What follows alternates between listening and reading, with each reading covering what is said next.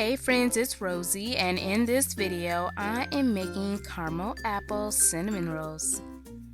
I'm starting off with some warm water and I'm going to sprinkle in some sugar. Let's stir that sugar in until it is dissolved. Now let's sprinkle in some active dry yeast. We're going to stir that in until everything is well combined, and we're going to let this sit for about 8 to 10 minutes until it is nice and foamy.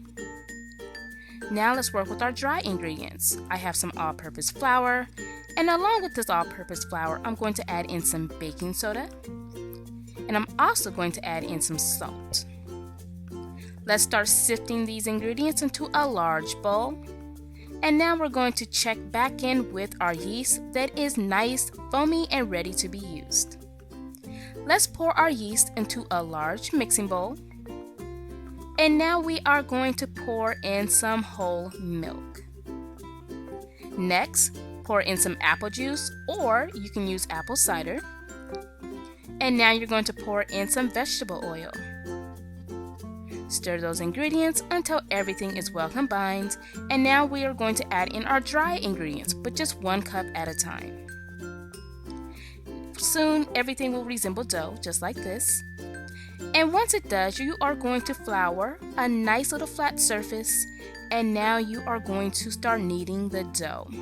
Now take your time with the kneading. I cannot stress enough how much you need to knead, if that made any sense. But we're going to knead the dough for about 10 minutes, so get rid of all your frustration if you have any on that dough.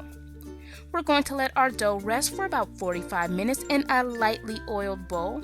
Cover it, set it aside, and let's work on our filling. You're going to need some softened butter along with granulated sugar. You're also going to need some brown sugar, a little bit of nutmeg, that is, of course, ground. You're going to need some ground cinnamon. Sprinkle that in. You're going to mix those, and now you're going to add in a little bit of vanilla extract, and I always use pure vanilla extract. Mix everything until it's nice and creamy, and now we're going to flour our surface again, and we are going to start flattening out our dough. So of course, we did let this sit for 45 minutes before this step. We're going to slather that sugary butter, whatever you want to call it, all over the dough. And make sure you use all of that mixture because you want it all there. And you are going to need 2 apples, by the way. So I'm using Fuji and Granny Smith apples that I diced up and I left the skin on. The skin doesn't hurt anybody, and I think it's actually pretty that way. So sprinkle on those diced apples and make sure everything is throughout. You're now going to start rolling up your roll, jelly roll style, and you are going to cut these into 1-inch sections. Here is a bake dish that I lightly greased or oiled, and you are going to start adding in all of your rolls. Use your hands to pat your rolls down and make sure everything is touching. And we're going to leave these uncovered, and we're going to let them bake on 375 for about 20 to 25 minutes. When they are done, pull them out of the oven, and this is what they look like. Set them aside. Let's work on our sauce. Melt down a little bit of butter. Add in some brown sugar. We're going to add in some half and half, and we're going to let everything boil for 3 to 4 minutes.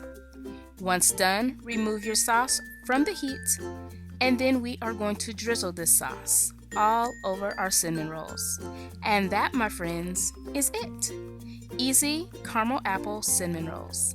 Don't forget the exact measurements can be found on iHeartRecipes.com.